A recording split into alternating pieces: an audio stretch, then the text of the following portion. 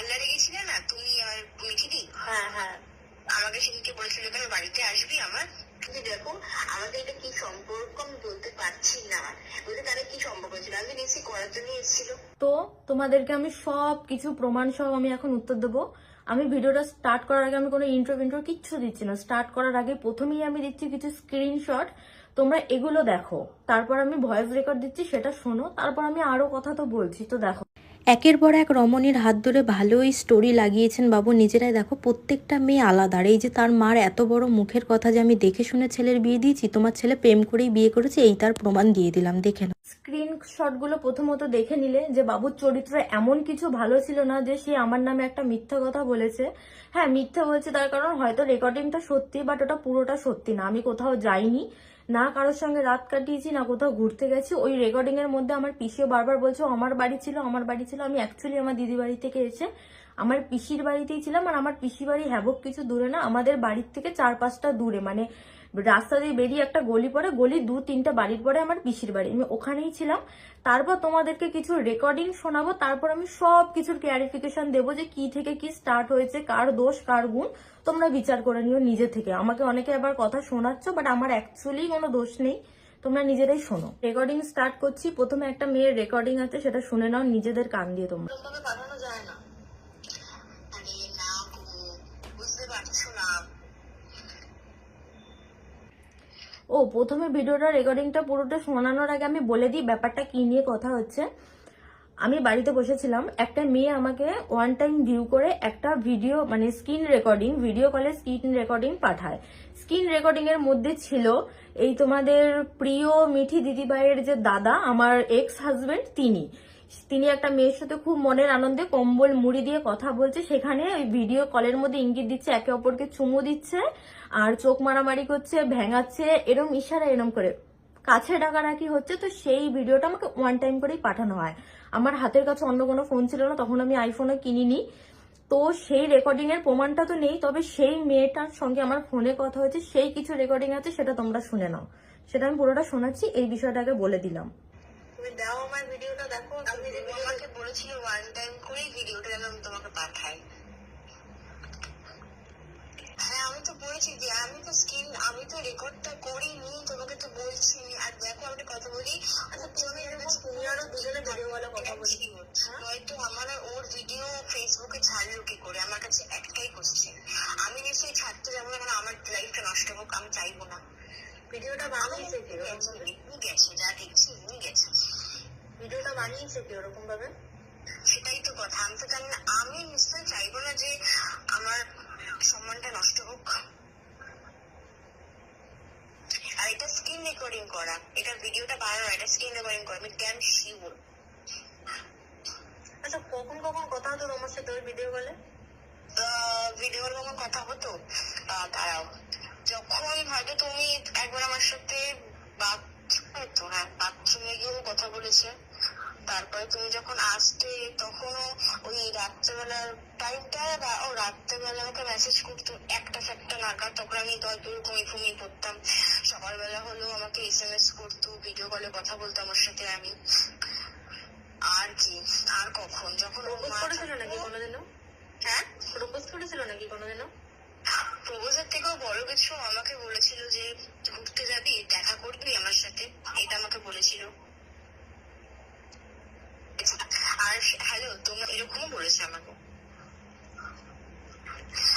আর একটা কথা জানো কি বলো? কথাটা হচ্ছে তুমি ইয়েকে চেনো? কাকে? মাম্পি দিকে চেনো? মাম্পি দি না, আমি ঠিক চিনি না। আরে দক্ষিণাঞ্চল ওখানে থাকে। হ্যাঁ হ্যাঁ মাম্পিকে চিনি। ওর কোন জায়গা না, ওর কোন দিদি না কেউ একটা হবে, তাকে SMS করে বললো তো দেখো আমি তোমাকেও সেম কথা বলেছি, তো মিঠিদিকেও সেম কথা বলেছি। সেম কথা শুনে কি বললো, আমার সাথে তো তর্ক করলো। যাই হোক এরকম বলার পর তখন উজ্জ্বলের সব কিছু ডিনাই থাকে, সব কিছু। আমি বিশ্বাস করেছি তোমার কথা। আর যখন মিঠিদিকে বললাম যে কি সম্পর্ক ছিল আমাকে বলে, যখন মিঠিদি আমাকে বলছে এতদিন যদি দেখা করতাম তাহলে হয়েও যেত, এটা কোনো মানে ব্যাপার না, এটা কমন ব্যাপার। কমন এখন তো অল্পই না। এবার আমি কি বলবো বলো, আমাকে আমাকে তো বলেই যাচ্ছে তো উজ্জ্বল তো পুরোপুরি ঘটনার পুরো সব ডিনাই খাচ্ছে। তারপর আমাকে মিকিদি বলছে যে হ্যাঁ আমি মানলাম যে আমার দাদারও দোষ আছে, তোরও দোষ আছে, তুই কম দোষ করিস না। আমি যে অবশ্যই আমার দোষ আছে, আমার দোষ নেই কেন? দাদার দোষেরটা কি হবে? তোমার দোষ আমি বাদ দিলাম। আর বলেছে যদি কিছু হয়ে যেত তখন কি নিয়ে নিতিস বা এরকম কিছু একটা বলেছে, জানতেন এরকম হবে হয়তো, এরকম বলেছে।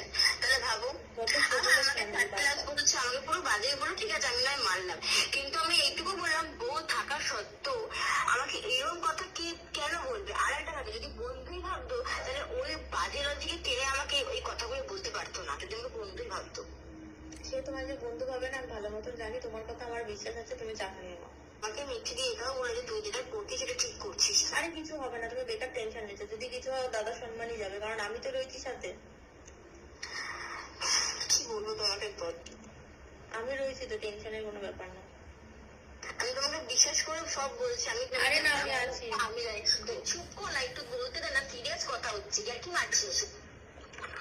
বিশ্বাস করো না, আমি যেভাবে বললো না, তুমি বিশ্বাস করো, আমি না যেভাবে ডিনাই খাচ্ছিল উজ্জ্বল, আরে আমার সাথে ডিনার খায়, তোমায় আমি কি বলবো?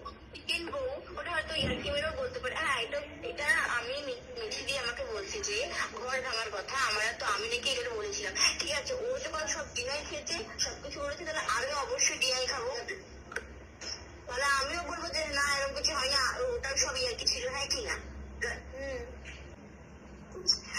একটা ছেলে হয়ে ডিনাই করছে, কিন্তু মিঠিদি তো আমাকে 3 নম্বরের মেয়ে বললো, ঠিক আছে আমি এটাও মানলাম, কিন্তু কি করে? কি বলেছে তোমার 3 নম্বরের মেয়ে? কোন মুখ দিয়ে? দুটি রেকর্ড আছে আমার কাছে, আদার্স কোনো প্রমাণ তো নেই, তবে হ্যাঁ ভিডিও কলের কথা বলার রেকর্ডিংটা আমি দেখেছি। এখান থেকে আমাদের ঝামেলা শুরু হয়। আমি যখন তার মা আর বোনকে জানাই, এই রেকর্ডিং গুলো পাঠাই যে এরম এরম ব্যাপার, আমাকে খালি ওর বোন একটাই কথা বললে, মেয়েটা ভালো না, মেয়েটা ভালো না, মানে ওর দাদা পুরোপুরি ধোয়া তুলসী পাতা। ঝামেলা ওখান থেকে স্টার্টিং হওয়ার পর যে চুপ ছিল তা না, ও পার্টির লোকজন ওরা ডেকে এনে ঝামেলা সৃষ্টি করেছে। ডিভোর্সের জন্য আমি ওই মুহূর্তে কিছু বলিনি, ওরাই বলতো হয় বাড়ি আসো নয় ডিভোর্স দিয়ে দাও, কিন্তু আমার মাথা ওই টাইমে এত পরিমাণে খারাপ ছিল, আমি বলতাম যে আমি এখন কিছুদিন বাড়ি থাকবো, আমার যতদিন না মাথা ঠান্ডা হবে আমি বাড়ি যাবো না। আমি ওকে বলতাম না যে আমি কোনো দিন যাবো না, ওরা নিজেরাই চাইতো এরকম। আর ওই ঝামেলাটা যে বলছে আমি সারাদিন বা সারা রাত অন্য ছেলের সঙ্গে ঘুরেছি, আমি ওরকম সারা রাত বাড়ির বাইরে থাকি না।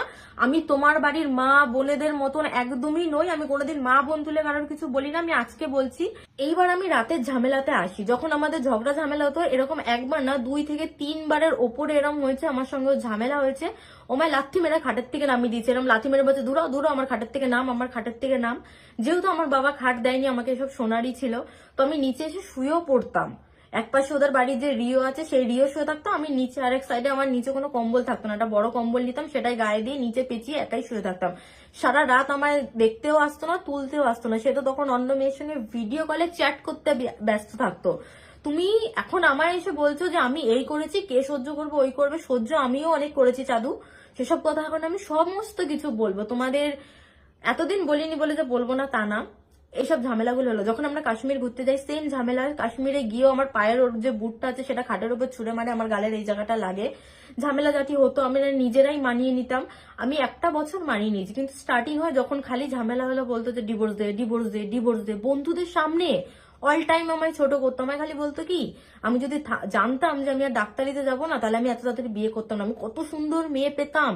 তা আমি দেখলাম তুমি অনেক সুন্দর মেয়ে পেয়েছো, সুখী হও তোমার জীবনে, তুমি কেন আমার পেছনে লাগতে এসছো? বন্ধুদের সামনে সব সময় কথা বলতো, ছোট করতো, অপমান করতো, আর এটা বাড়ির লোক খুব ভালো মতন সায় দিত, আমায় কখনো কোনো সম্মান দিয়ে কথা বলতো না, তুই তুকারি যা নয় তা বলতো লোকের সামনে। এমনকি ওদের বাড়িতে যে আসে ওদের দয়াল বাবা, তিনিও এই সময় বলতো যে বৌমা এই কাঠগুলো থেকে পেরেকগুলো ছাড়িয়ে দাও, এই করে দাও, ওই করে দাও।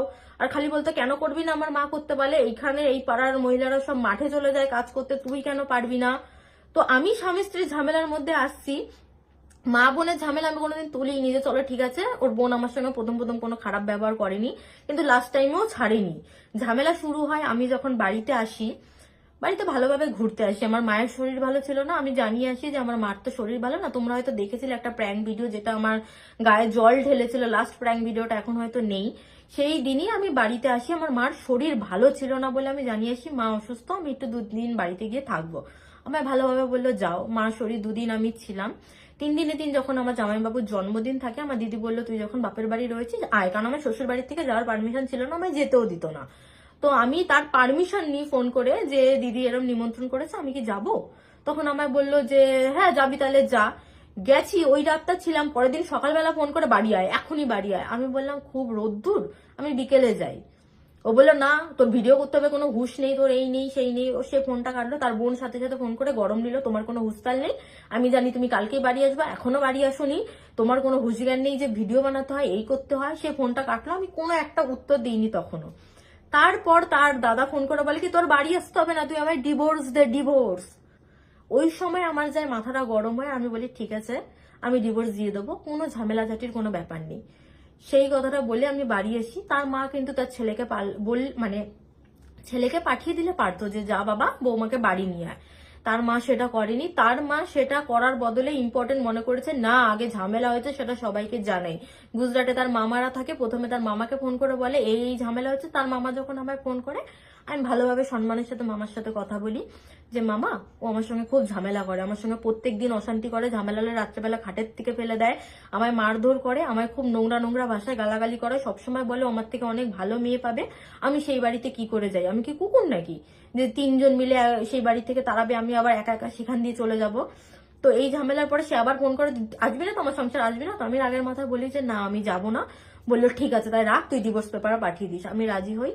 তো তারপরে এক সপ্তাহ উপরে হয়ে গেছে, তাদের কোনো হোশ জ্ঞান নেই, নিজেরা নিজেরা বেশ দিব্যি ভিডিও বানাচ্ছিল।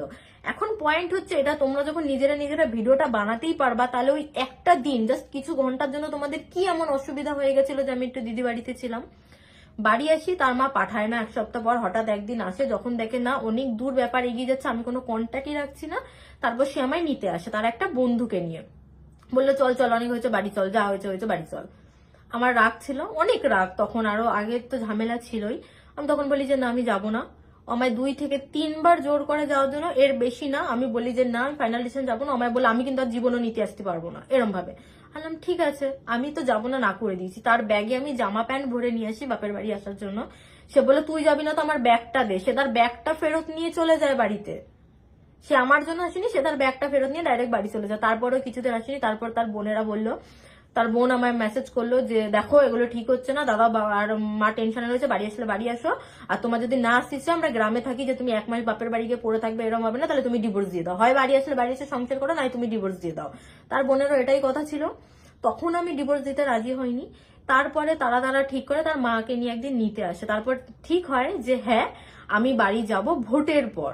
ভোটের পর বাড়ি যাব, এই কথাটা কিন্তু ঠিক হয়ে যায়। ভোটের আগের দিন আমারই এক ফ্রেন্ড আছে, ফ্রেন্ড না অ্যাকচুয়ালি আমাদের সম্পর্ক রিলেটিভের মধ্যে পড়ে, আমি তার বাড়ি যাই রত্তলায়।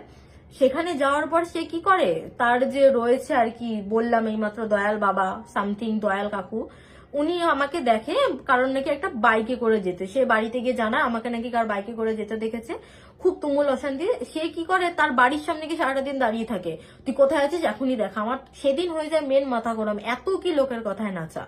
আমি যেখানে কোথাও যাইনি, কিছু করিনি, শুরুর থেকে একটা তালে রয়েছে, যেহেতু আমার কাছে কিছু রেকর্ডিং ছিল, সেই কারণে ওরা ভয় পেত আর এরকম বলতো, আর খালি বলতো ভিডিওটা নষ্ট হয়ে যাবে। তার বোনের আরেকটা কথা ছিল, তার বোন বলতো কি দেখো ঝামেলা তো হয়, তুমি বাড়ি চলে এসো, দাদার সঙ্গে থাকতে ইচ্ছে না তুমি আমার সঙ্গে থাকো, কিন্তু এরকম করো না, সোশ্যাল মিডিয়ায় সবাই চেনে জানে, ঝামেলা জাতি হবে। তাদেরকে জন্য সোশ্যাল মিডিয়াটা অনেক ইম্পর্টেন্ট ছিল। আমি তখনও বলি যে না আমি যাব না, তো দাদা এরম করে ও কখনো শুধরাবে না। সে যখন অন্য মেয়ের সাথে কথা বলা স্টার্ট করে দিয়েছে, তার মধ্যে নোংরা নোংরা ভাষাগুলো তো তুমি শুনলেই। তারপরে তারা পার্টির লোক জানায়, পার্টির লোক নিয়ে 20-25 জন মতন লোক আমার বাড়িতে হুট করে চলে আসে। আমরা জানি বড়রা বড়রা কিছু একটা আলোচনা হবে, 20-25 জন লোক মিলে যখন আসে, আমি তো অবাক যে ছোট থেকে বড় সবাই চলে এসে, এরকম একটা কথায় এত লোক কি করে আসে। তখন তারা আসে, আসার পর ঝামেলা জাতি হয়। সেখানে ওই দামড়া এমন একটা কথা বলে দিয়েছে যে ওখানে বলার কিছু নেই। সে দামড়া তো মাতাল 1 নম্বরের, মদ খাবে, বিড়ি খাবে, সিগারেট খাবে, সব খাবে, কোনো বউ সে সহ্য করবে না। সারাদিন বাইরে বেরাবে, ঘুম থেকে উঠে সারাদিন ফ্রি ফায়ার গুতাবে, বাড়ি এসে বউ মারবে, বউর সঙ্গে অশান্তি করবে। আমি ওরম ছেলের সঙ্গে কি করে সারা জীবন থাকতে হবে? সবাই সহ্য করলে, যে সহ্য করতে পারে পারে, আমার সহ্য ক্ষমতা কম, আমি পারিনি। আমি মনে করেছি নিজেকে বাঁচানোটা বেটার ওর থেকে, কারণ এই মানুষ কখনো শুধরাবে না। সেই মানুষের কথা এবার বলি, অতগুলি লোকের সামনে একটাই কথা বলে, ও তো বিয়ের আগে থেকেই জানে আমি সিগারেট খাই, তাহলে আমি ওর কাছে যেতে গেলে কেন আমায় কাছে যেতে দেয় না। সেম এই মেয়েটাকেও বলেছে আমার বউ পারে না। এগুলো কি ধরনের, কোন ভদ্রসভ্য পরিবারের ছেলেরা এইসব কথাবার্তা বলে বেড়ায়? সে যে আমায় এত বলছে, আর ওই ভিডিও রেকর্ডিং এর মধ্যে আমার পিসি বারবার বলছে আমার বাড়ি ছিল, আমার বাড়ি ছিল। তারপরে আমি জানি না, কিন্তু সেদিন সে রেকর্ডিং অন করে এসেছিল, ঝামেলা অনেক হয়েছে, তার আগে মাথাটা গরম ছিল, যে যা পেরেছে বলে গেছে। সে আমায় কোনোদিন বাপের বাড়ি আসার আগে একটা টাকা হাতে দেয়নি যে নাও তুমি একটা টাকা কি 500 টাকা অন্তত নিয়ে যাও, বাপের বাড়ি যাচ্ছ, বলতো বাপের বাড়ি গেলে কি টাকা লাগে। সে আমার একটা জিনিসের খরচাপাতি দিত না। ইভেন আমাদের ডিভোর্সের ফার্স্ট সাইনটা যখন হয়, ফাইনাল সাইনের আগে, তার বাড়ির থেকে কিছু জিনিসপত্র আমার পাঠানো, সামথিং আমার বাড়ির থেকে দেওয়া যে সোনার জিনিসগুলো আছে সেইগুলো। তো সেখানে আমার জামা কাপড় ছিল, অনেক জামা কাপড় আমি কিনেছি, ওখানে নিজের টাকায় কেনা, স্পন্সর করতাম, আমিও একদমই যে কামাতাম না তা না, সবার সাথে আমি কামাতাম। আমি যখন বলি যে আমার এই জামা প্যান্টগুলো, আমার ছেঁড়া বেড়া 100-150 টাকা ছেঁড়া বেড়া জামা প্যান্টগুলো পাঠিয়েছে, যেগুলো কিন্তু তারা কিনে দিয়েছে, সেগুলো পাঠিয়েছে, কিন্তু যেগুলো আমার টাকায় ভালো জিন্স বা ড্রেস আছে সেগুলো দেখি মাঝে সাঝে পরে আমি নাচতে, তো সেগুলো আমায় পাঠানো হয়নি। তুমি যে বলে আমার দাদার টাকায় কেনা, আমি তাও কিছু বলি না, বললাম ঠিক আছে রাখ, ঝামেলা যাতে আমি তখনও করতে চাইনি। আমি নিজের মতন যখন সবসময় চুপ ছিলাম, তাহলে তোমরা কেন আমায় পোক করছো? এখন সবাই আমায় এসে কমেন্ট করবে যে আমি ধোয়া তুলসী পাতা না, আমি এই না সেই না, ধোয়া তুলসী পাতা কেউ না। আর একটা কথা, আমার যখন শরীর খারাপ হতো না ওই বাড়িতে, ওরা তো ছিলই ভণ্ড ডাক্তার, আমায় ডাক্তার দেখাতো না। আমি একবার পেটে ব্যথায় খুব, আমি হয়তো অনেক মোটা হয়ে গেছিলাম আগে, তোমরা অনেকেই দেখেছো, এখন একদম রোগা নই, আমার শরীরে জল ঢুকে গেছিল। তারপর ডাক্তার দেখানোর পর আলট্রাসোনোগ্রাফি করার পর বলেছিল একটু সিস্টেরও প্রবলেম আছে, মানে একটা গার্ড মতন তৈরি হয়ে গেছে। তার আগে আমার তুমুল পেটে ব্যথা, আমার কিন্তু ডাক্তার দেখায়নি, তারা নিজেরা স্লাইন দেবে, নিজেরা ওষুধ এনে দেবে। তারপরে যখন আমি সুস্থ হচ্ছিলাম না, ওদের এক কথা বাপের বাড়ি যাওয়ার জন্য এরম করছে। মানে আমার অসুস্থতা যখন হতো, আমার যখন শরীর খারাপ লাগতো, এটাই বলতো আমি বাপের বাড়ি যাওয়ার জন্য নাটক করছি, আমি ডক্টর না দেখালে ঠিক হবো না, ওদের উপর আমার বিশ্বাস নেই। অথচ তারা আমার সঙ্গে অনেক অত্যাচার হয়েছে। এখন বলতে গেলে হয়তো এগুলো আমার আসছেও না, যেহেতু 1-1.5 বছর আগের কথা, আমি এখন কি বলবো তোমাদেরকে। যাই হোক, বাকি কথা পরে হবে। আমার আর ভালো লাগছে না এই নিয়ে বেশি টানা হেঁচড়া করতে, এখনো পর্যন্ত এত দূর।